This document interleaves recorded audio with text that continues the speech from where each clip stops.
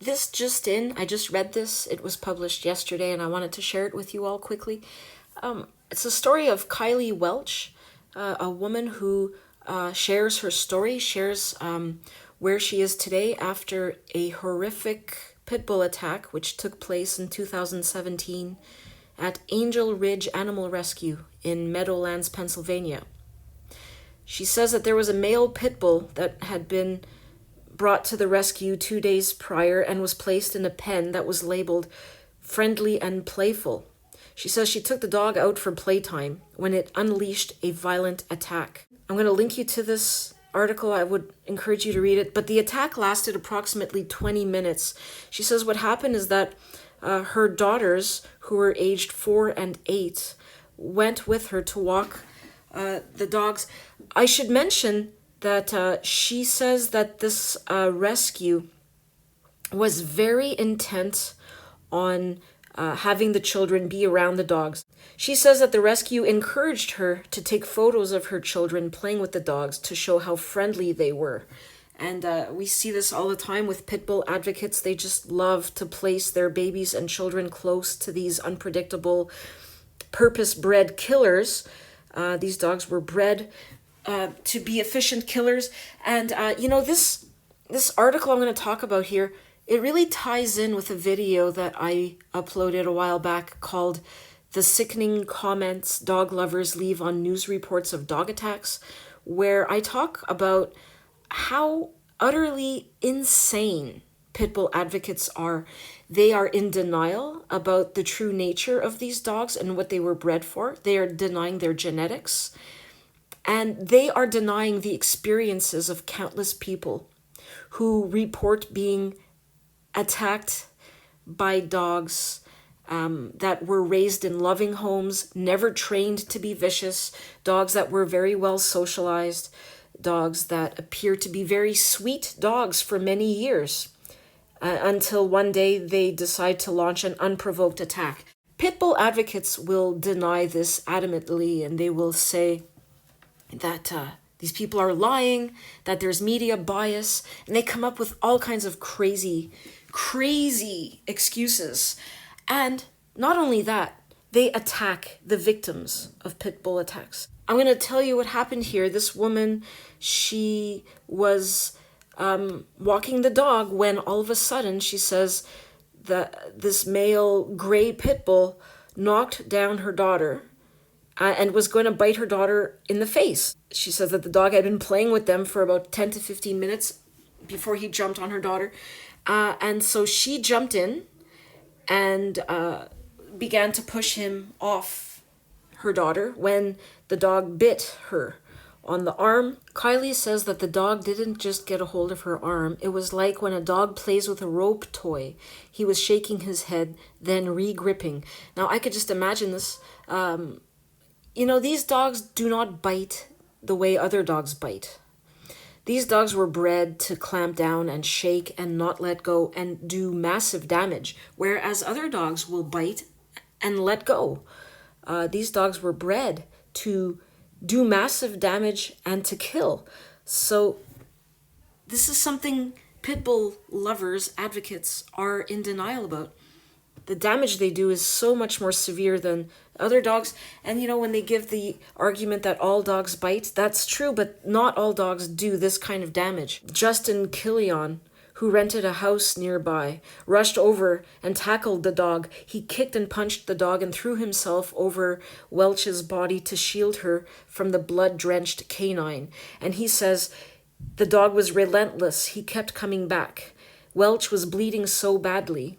Killian used his belt and a dog leash as tourniquets. She was airlifted to a hospital where she underwent multiple surgeries for her extensive injuries, including massive muscle, tissue, and tendon damage to her arms. So here she updates us and tells us a little bit about the story, and you can read. She describes how it occurred. Her daughters listened to her screams, and when she stopped screaming, they thought that the dog had killed her. What a horrible thing for children to witness.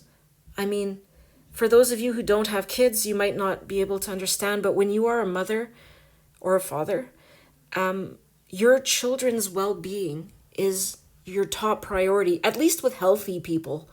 You know, I know a lot of people have both children and dogs and they love their dogs more than their children. These are sick people who are sick in the head.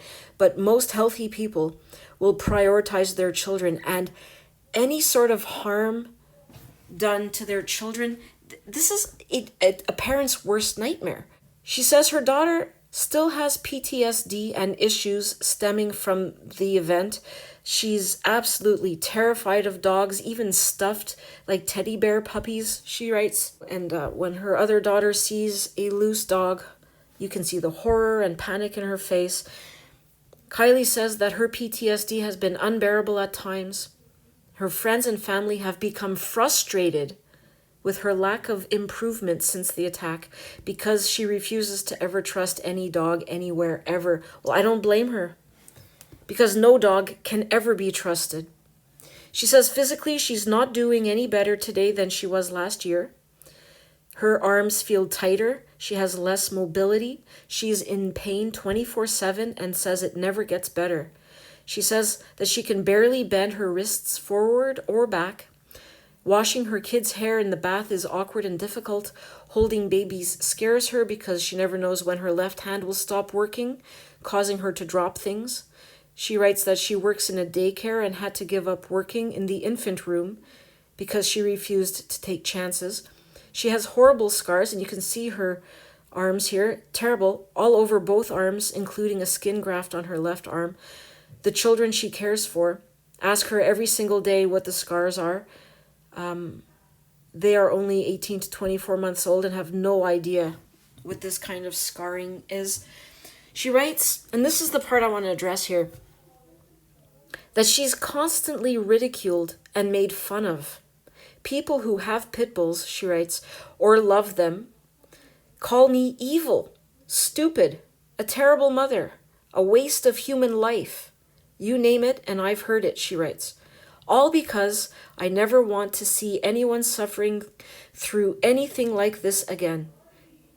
People with dogs try to convince me that I shouldn't be afraid of their dog because their dog would never hurt a fly. When I can't bring myself to be near their dogs, I get made fun of, or people become angry and insulted. This attack has forever changed my life and the lives of my daughters and the lives of my entire family. No pit bull is worth that cost. These words just tear at my soul, at my heart.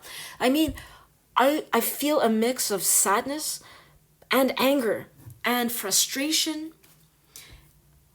And I just don't understand. What do these people expect her to do? Do they expect her to not be traumatized by what happened to her?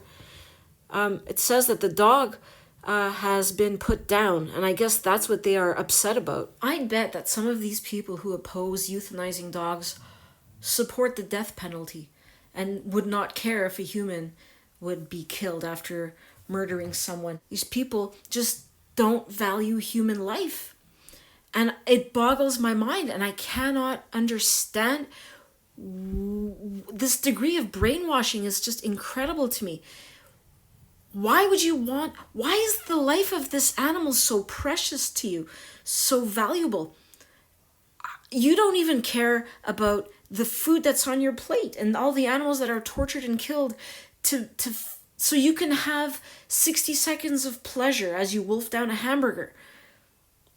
It's totally unnecessary. You could go buy a veggie burger that tastes just as good, if not better. If you haven't tried Beyond Meat burgers yet, you're missing out.